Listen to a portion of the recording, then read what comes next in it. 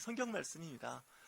환경 친화적이라는 것은 하나님의 그 창조하신 세계에 우리의 삶이 굉장히 유익하다라는 말씀으로 나눌 수 있는데, 우리가 생활 속에서 찬양과 감사의 생활을 잘하는 분은 성령 충만한 분이고, 삶에서 이제 그렇지 못하면 좀 내 삶을 돌아봐야 된다. 사람은 눈 뜨면 근심 걱정이 떠날 수가 없습니다.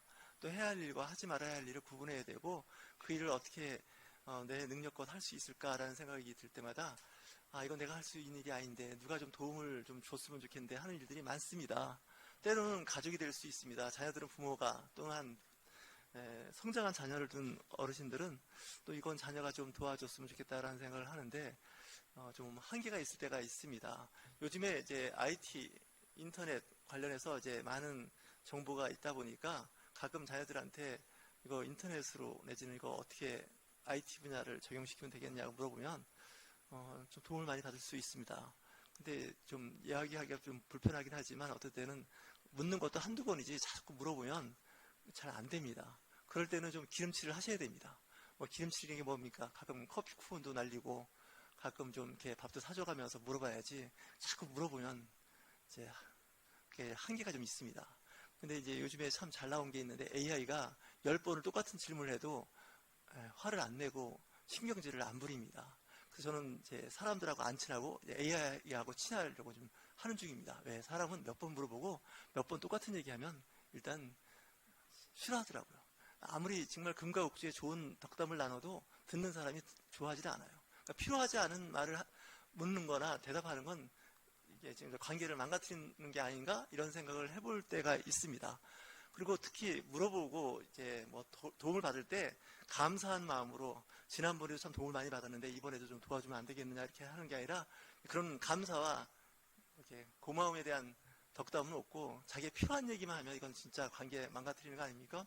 하나님과의 관계가 바로 그렇습니다. 하나님 앞에 감사와 찬양이 있어야 되는데, 하나님은 감사와 찬양 가운데 함께 하시고 응답하시는 게 있는데, 우리는 항상 투덜이 스머프가 아니겠습니까? 늘 궁시렁궁시렁 투덜투덜 하다 보니까 하나님도 좀 처음에는 괜찮겠지만 자꾸 시간이 지나면 하나님도 감정이 있으신 분이어서 썩 좋아할 것 같지는 않습니다. 그걸 알 수 있는 것이 시편을 읽어보면 압니다. 그분의 성향이 우리하고 거의 같습니다. 하나님에 대해서 잘 알고 싶으시면 사람을 잘 연구해 보시면 하나님을 잘 알 수 있습니다. 왜냐? 하나님께서 인간을 만드실 때, 흙으로 이제 인간을 만드실 때 하나님의 형상에 따릅니다. 그러니까 하나님의 형상이라는 건 외모보다도 그 안에 있는 내면적인 그분의 성품을 닮았다는 겁니다. 사람이. 그러니까 사람이 곧 하나님의 마음과 같은. 그래서 자녀가 와서 이제 가끔 도움을 필요로 할 때 있지 않습니까? 특히 돈을 달라고 할 때가 있습니다. 어릴 때 학교 다니고 용돈도 받아야 되는데, 엄마 지난번에 주신 용돈 잘 썼어요. 참 고맙고 친구들하고 잘 맛있는 것도 먹고 잘 썼는데 용돈이 떨어졌으니 또 주시면 안 되겠습니까? 이렇게 말하는 거하고 앞뒤말 다 잘라버리고 엄마 나 돈 주세요, 이렇게 얘기하는 거하고는 이 돈 주는 부모의 마음이 다릅니다. 생각이. 그죠? 늘 감사하고 고마워하고, 또 때로는 학교에서 공부한 성적표를 보여주면서, 물론 1등 안 해도 괜찮습니다. 뭐 성적이 썩 좋지 않아도 이번에 이랬죠, 다음에는 더 열심히 해서 성적 올려보려고 노력한다고. 그래서 성적표를 보여주면 사람은요, 말 한마디에 천냥빚을 갚는다 그러죠. 그러니까 똑같은 상황인데도 어떻게 표현하냐에 따라 달라요. 지난보다 성적이 좀 떨어졌네?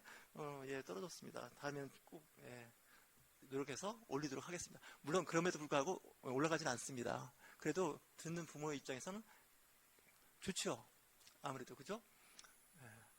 그러니까 이게 좀 크리스찬들이 처신을 잘하고 말을 잘해야 되는데, 저부터라도 그렇게 말하는 훈련이 안 돼 있습니다. 그러니까 상황을 더 나쁘게 만드는 경우가 있죠. 뭐 채권, 채무 관계에서도 마찬가지죠. 꼭 채권자가 돈 달라고 전화 받기 전에 먼저 전화하는 겁니다. 25일 날이 좀 이자와 원금 일부를 갚아야 되는데 좀 이번에 못 갚을 것 같다고 이렇게 얘기하면, 채권자 입장에서도 먼저 얘기하는 얘기가 들어갑니다. 근데 날짜 지나가지고 채권자가 기다리다 못해서 채무자한테 전화하면, 채무자가 신경질적으로 대답하면 그 사람은 그분한테 두 번 다시 돈 안 빌려주고 싶습니다. 왜냐? 이게 뭐 갑과 을이 바뀌는 상황 아닙니까? 우리는 채권자는 나쁜 사람이고 채무자는 뭐 선한 사람처럼 이렇게 생각을 하는 경우가 있는데, 성경에도 그런 경우가 있는데 잘 보셔야 됩니다. 이 채권자는 그래야 할 의무가 있는 사람입니다. 그렇지 않습니까? 돈을 빌려줬으면 당연히 이자를 받아야 되는 겁니다. 계약서를 지켜야 됩니다. 근데 채무자가 된 상태에서 그걸 나쁘게 보면 안 됩니다. 저도 교회 세 내고 있는 교회지만 그 사실 좀 가끔 입장을 바꿔놓고 생각할 때가 있습니다. 빌려줬으면 빌려준 거에 대한 감사와 함께 건물주한테도 그렇고 빌린 사람한테 이번 주 월세 보냅니다. 그리고서 이 더운 날 좀 냉커피 10,000원 이하입니다. 그거 하나 좀 시원하게 드시라 그러면 그 다음 때 좀 밀려도 용서가 됩니다. 평상시에 기름칠을 잘 해놨지 않습니까? 근데 기독교인들도 그렇고 세상 사람들이 기름칠을 잘 할지 몰라요. 그래가지고는 상황을 나쁘게 만들어서 관계를 망가뜨리죠. 이 관계를 망가뜨린 건요, 좀 이 세상 사는 거를 좀 포기한 게 아닌가 이런 생각이 드는 거예요. 그래서 사실 먼저 얘기를 하면 괜찮은데 이게 자꾸 지나서 얘기하게 되면 나쁘다는 얘기죠. 그래서 감사와 찬양이 기독교인들한테 있어야 됩니다. 그래서 믿지 않는 사람들이 볼 때, 야, 기독교인들은 우리하고 달라. 저 정도 됐으면 원망과 불평이 있어야 되는데 그게 없고 오히려 감사하며 살아. 저 정말 다르다. 어느 교회 다니는데 또 오고 싶은 교회 다니는데 이래야 되는데 크리스찬들이 오히려 불평 불만이 많고 대정부에 대해서 국가에 대해서도 불평 불만 많은 그룹이 누군가 했더니 크리스찬들이에요. 국가의 어떤 원수 되는 그 사람들에 대해서 아주 부정적으로 얘기하고 막 하는 분들, 제가 여야 입장이 바뀌어서 얘기가 아닙니다. 사람을 존중하고 존경하는 게 크리스찬들한테 없습니다. 제가 보기엔 기본적으로. 때로는 내가 원하지 않은 사람이 대통령이 당선이 되고 시장이 당선되고 도지사가 될 수도 있지 않습니까? 그래도 내가 원하지 않은 반대편에 있는 사람이 상당수가 그분이 당선되도록 했으니 그래도 그 임기 동안 좀 일을 할 수 있도록 도와주고 덕담을 해야 되는데 우리는 그냥 흠집내고, 일본 말입니까? 기스내는 거 있지 않습니까? 기스낸다는 말이 훨씬 더 우리한테 쉽게 다가오는데, 저도 과일 같은 거 보면 기스났네 이렇게 하는데 사실은 흠집이 났다는 거죠. 흠집내는 데 명수가 크리스찬들입니다. 그래서 크리스찬들하고는 요즘에 교제 안 하는 게 좋겠다 싶을 정도로, 왜 그러냐, 저 같은 목회자들이 잘못 가르쳐서 그렇습니다. 잘못 설교하고요, 잘못 얘기해서 그렇습니다.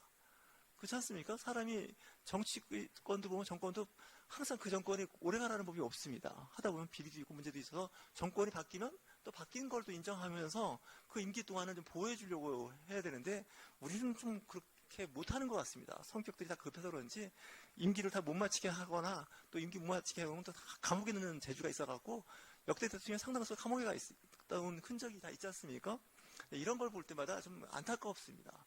미국이나 해외 선진국이라고 하는 나라들의 수상이나 대통령들 보면 비리가 있고 문제가 있어도 그냥 좀 참아줍니다.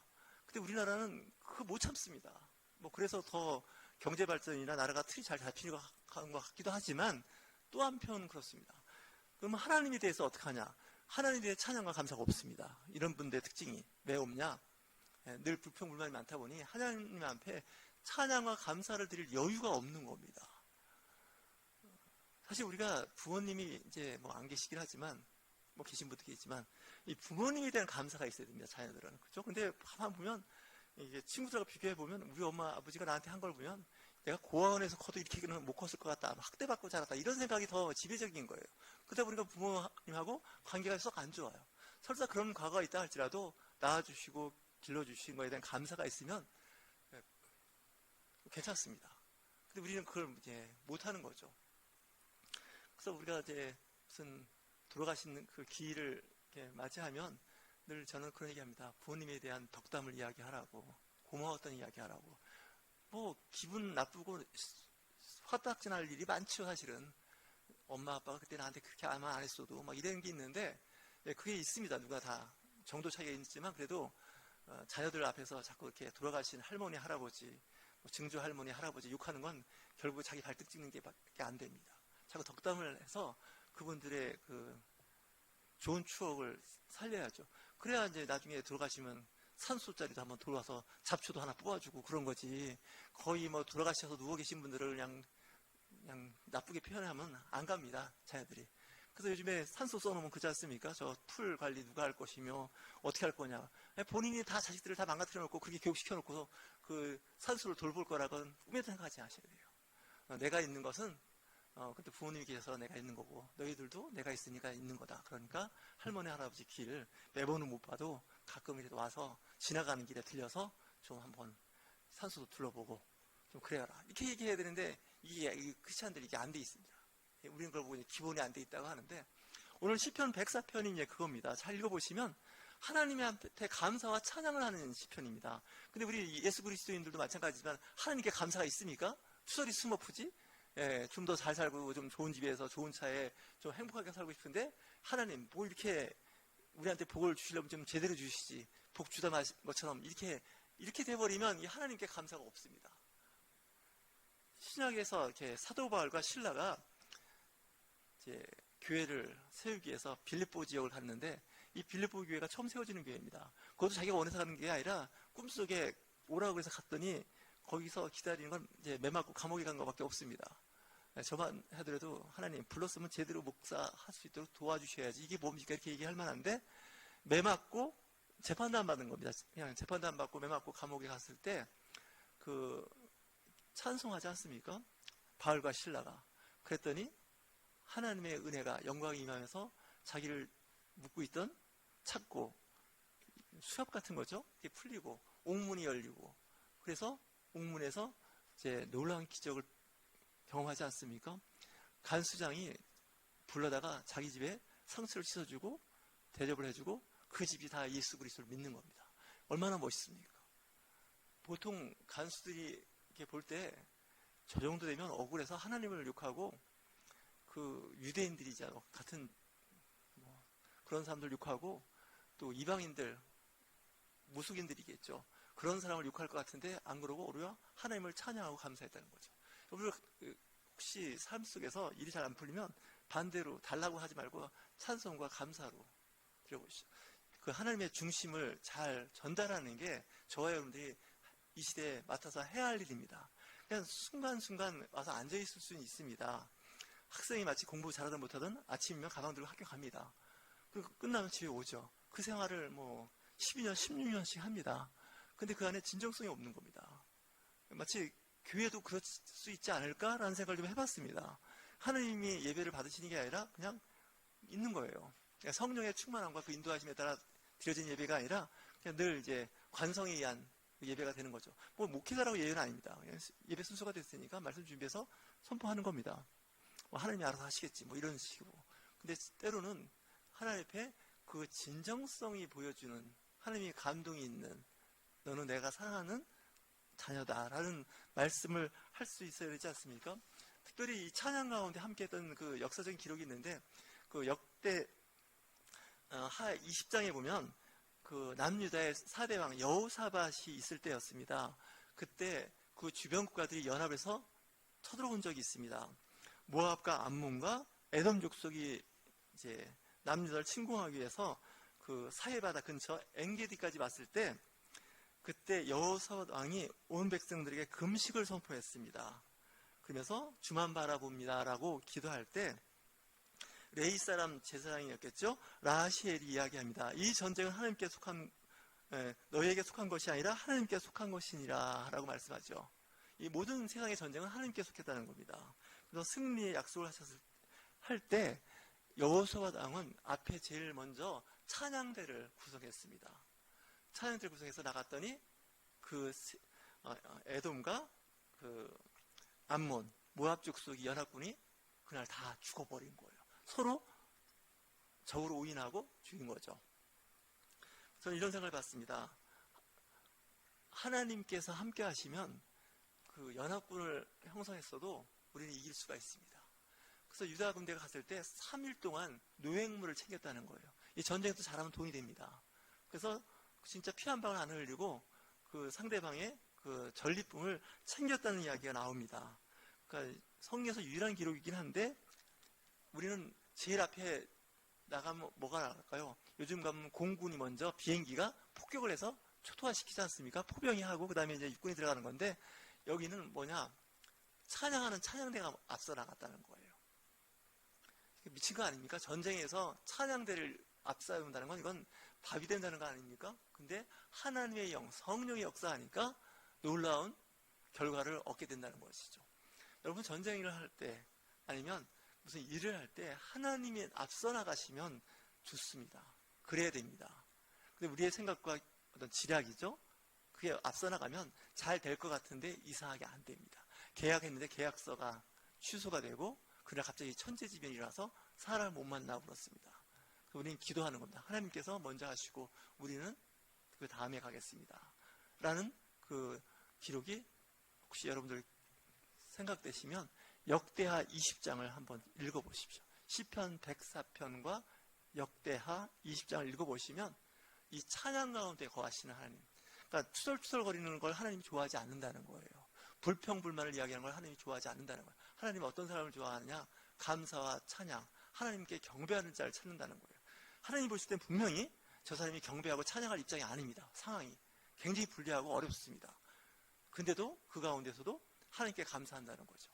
여러분 자녀들이 있지만 자녀들이 형편이 안 좋아요. 근데도 부모님께 늘 문자 보낼 때 엄마 사랑해요. 어머니 정말 존경합니다. 이렇게 문자를 보내고서 하면 얼마나 좋아요. 그런 거 없잖아요. 그냥 필요할 때만 우리 애 집 와서 봐주세요. 와서 좀 이렇게 해버리면 뭐 맞는 말이에요. 뭐 그럴 수 있어요. 부모는 늘 평생 자녀를 AS해야 되는 부모긴 하지만 덕담을 잘 나누죠. 우리는 하나님 아버지라고 기도하지만 하나님 아버지에 대한 감사는 부족할 수 있다는 얘기 아니겠습니까? 감사하는 생활을 해보십시오. 직장에서도 마찬가지입니다. 승진자라는 사람은 어떤 사람인지 아신가요? 여러분들 생각할 때 아부자라는 사람이 생각하시죠? 그 아부가 뭔지 아십니까? 윗사람한테 감사하는 사람입니다. 그 아부가 뭔지 아십니까? 윗사람의 비율을 맞춰주고 존경하는 겁니다. 우리가 그걸 부정적으로 봐서 그렇죠. 윗사람에 대한 그 경외가 있는 겁니다. 윗사람도 실수할 수 있고 실패할 수 있습니다. 근데 그런 거에 대해서 자꾸 뒤에서 뒷담화하면 좋을 리가 없습니다. 네가 그 자리 한번 해봐. 그 자리가 이렇게 좋은 자리가 또 아니고 그 악역을 맡아야 할 때고 실수할 수도 있는 자리야. 윗사람도 할 수 있지 않습니까? 아랫사람도 실수할 수 있고 윗사람도 실수. 서로 그걸 과영적으로 수용하는 회사는 좋은 회사고요. 그 건수만 잡혔다 하면 그냥 그 뭐 여러 가지 불이익을 주려고 서로 그래버리면 그 조직은 오래 못 갑니다. 행복하지도 않고. 특히 교회도 마찬가지입니다. 국가도 마찬가지입니다. 통치권자가 잘못할 수 있습니다. 그러면 뭐 잘못할 수 있지. 또 잘하는 것도 있으니까 이래 해야 되는데 그 잘못한 걸 갖고 계속 이렇게 흠집을 내면 그 나라가 세워지지가 않습니다. 그래서 이 그리스도인들이 좀 이 시대에 좀 정신 좀 바짝 차려서 기왕 세워졌으면 그 세워지는 기간, 임기 동안은 좀 사랑하고 칭찬하고 그래야 됩니다. 내가 원하지 않는 사람이 그런 사람이 뭐 통치도 할 수 있고 정책도 할 수 있고 때로는 그 일 때문에 내가 불이익을 당할 수도 있습니다. 그래도 존중하는 겁니다. 제가 간증 잠깐 할게요. 제 다니던 직장에 노조가 생겼습니다. 노조가 생겨갖고 일을 하는데 좀 불편하더라고요. 사실 저는 노조 때문에 불이익을 좀 당한 사람입니다. 하지만 저는 감사하는 마음으로 노조비 잘 냈습니다. 내지 말라고 했는데 냈습니다. 왜냐? 있어야 되거든요. 근데 그 노조 때문에 난 불이익을 당한 사람이고 여러 가지 불편했습니다. 그 직급에 끝까지 노조비 내고 나온 사람이 저입니다. 그 자리에 있으면 노조 탈퇴해야 됩니다. 그리고 노조비 내면 안 됩니다. 그래도 저는 있었습니다. 왜냐? 뭐 의리라는 것도 있지만 또 한편 생각하면 또 있어야 할 것도 있거든요. 선한 구조도 있거든요. 이렇게 좀 맞춰가야지 그냥 막 반대해버리면 조직을 파괴시키고 교회 공동체도 망가지고 국가는 망하는 겁니다. 국가가 외부의 적 때문에 망가지는 게 아니라 내부의 혼란 때문에 그렇습니다. 때로는 좀 마음에 안 듭니다. 내 자식도 마음에 안 들고 부모도 마음에 안 들고 정치하는 사람도 마음에 안 들고 목사님은 더 마음에 안 들고 그래도 그냥 맞춰가는 겁니다. 그래야 세상이 화목해지는 거죠. 식사도 마찬가지 아닙니까? 식사 딴에는 좀 준비해서 성의 있게 했더니 맛이 짜네, 간이 안 맞네, 이래버리면 그거 정말 그거 안 됩니다. 그냥 감사한 마음으로 먹고 음식 만든 사람은 그 맛을 더 잘합니다. 근데 말을 못할 뿐이죠. 그래서 그렇게 이제 좀 좋은 공동체가 되는 저와 여러분이 될 수 있도록 축원합니다. 아멘도 잘 안 하시는데 마음대로 하시고 하여튼 기도하겠습니다.